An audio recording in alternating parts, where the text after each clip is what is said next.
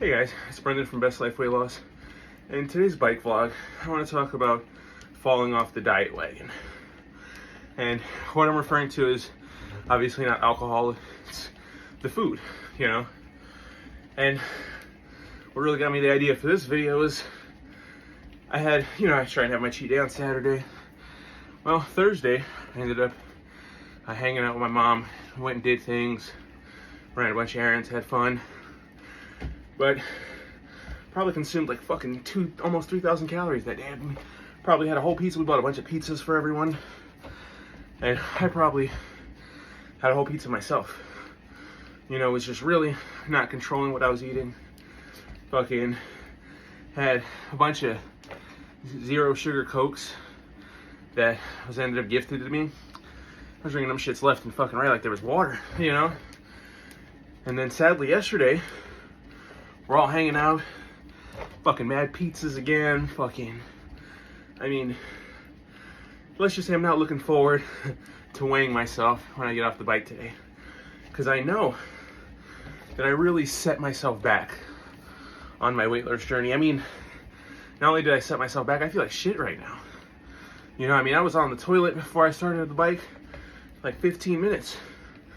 Just feeling horrible, you know? And there was so much sugar I consumed yesterday. So right now, I'm usually not that hungry when I'm on the bike. But because of how shitty my diet was the last few days, you know, Friday was okay. But Thursday and Saturday was just, really set me back. And when I say like right now, I feel kind of hungry. That's because of all the garbage, all the sugar that I was putting in my body. My body's like, yeah, keep it coming. You know, when you feed your body properly, it appreciates it. But when you feed your body like shit, it loves that shit too. It's just gonna send you mixed signals, you know? You have to be the one to say, okay, you know, I fucked up. But you can't let it affect you mentally. You know, I've made videos like this in the past, and it's something that always used to happen to me. You know, when I say I've been morbidly obese my entire life. Right now, at almost 32 years old, this is the smallest I've ever been. This is the skinniest I've ever been. And one thing that used to happen all the time was I'd have this strict diet. I'm like, yeah, I got the diet. Barely doing any exercise. And one night I'll grab an extra slice of salami or something, you know. Used to have all kinds of deli meats. I don't fuck with the deli meat like that anymore. It's all processed and carcinogenic.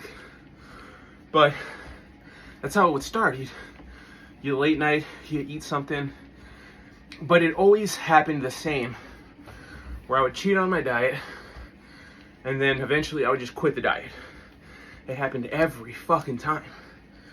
And it's something I've really gotten over now. You know? Everyone is gonna falter on their, maybe you are just so finite that you will not falter on your diet. But everyone, most likely, will have moments of weakness. Moments where they're in a social setting and they can't refuse the food or they just don't want to. It's gonna happen. You know, I preach self-control, commitment, dedication. But when all of that shit fails and you end up cheating on the diet, you know, it comes back to, okay, I fucked up. You have to continue. I've talked many times about faltering on your diet. But one thing I always say to maintain consistency is the workout, is the cardio. You know, yeah, I had a couple of rough days. When I go check the scale, I'm probably gonna be back in the 220s and shit. Where I was almost at 214, really setting my goals up and feeling good. It's gonna set me back. But one thing I really want you to avoid doing is to try and overcompensate for that now. So, you know, some people are gonna think, oh, I had really crazy 2 days. I'm gonna skip meals today. But if you're working out, if you're exercising, if you're doing the proper amount of cardio that I suggest you should be doing, you're not gonna wanna skip the meal. Because when you go do something else, you're gonna be exhausted, you're gonna be tired, you're not gonna have the energy. So, rather than skip the meal and say, hey, I'm gonna make up for the calories by not eating, I'm gonna go back to my routine. I'm gonna hit the workout, make some steak when I get done, asparagus, potatoes.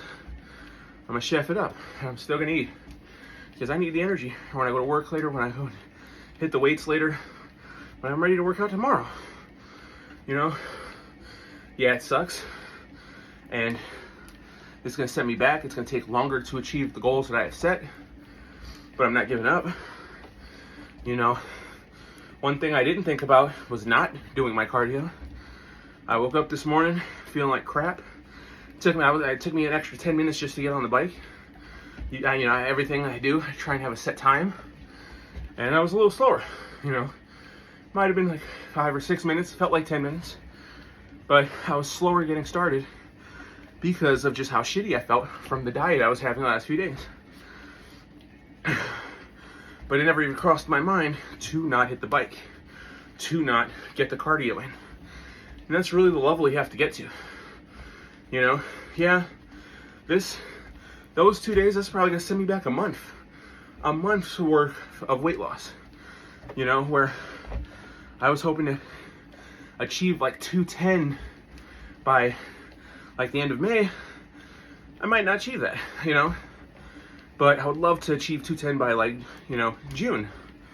So all I'm doing now is just recalibrating my goals because, you know, I fucked up.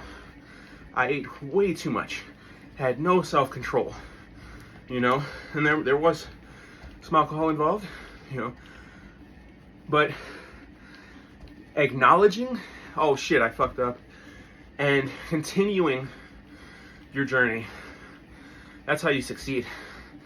That's how you win. Because remember, it's not about winning like there's a finish line. Winning is your body feeling good, running, jumping, being able to do physically whatever you want. You know, that's really the end goal. So, you know, it's really just about, hey, you have your diet set. You know what you're trying to put in your body. You know how much cardio you're trying to do. You know the workout you're trying to achieve.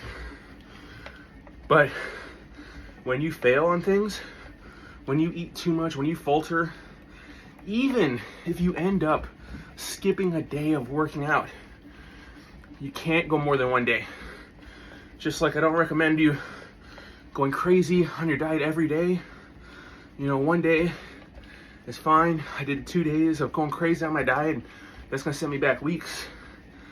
But one thing is, if you can stay consistent on the cardio, stay consistent on the workout, I personally believe you can stay consistent on your journey. You're gonna falter, you're gonna have mistakes, you're gonna have lapses of judgments and times of weakness. But what keeps your weight loss journey alive is you acknowledging you fucked up, staying committed, and continuing on. Yeah, you fucked your diet up for 1 day, 2 days, 3 days, whatever. On that 4th day, you know, you get back into it. I still hit my cardio. I was doing my 2 hours on the bike on Thursday, did my 2 hours on the bike on Friday.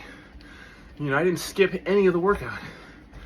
You know, maybe I'll have a snack or something that I shouldn't have, but I never skip out on my cardio. There's times where I don't hit the weights. You know, I try and hit them 5 days. I only did them 4 days last week. You know, but the cardio, 6 days. You know, I'm not saying everyone has to do 6 days. Like I said, start with 5, do 20 minutes. Start somewhere. But it's all about staying the course, staying on it, being committed. And when you fail, brush yourself off and continue. The mistakes are gonna happen, but your commitment, your dedication, your drive, that's what's gonna keep your journey going. Well, I hope you start your weight loss journey today and stay positive.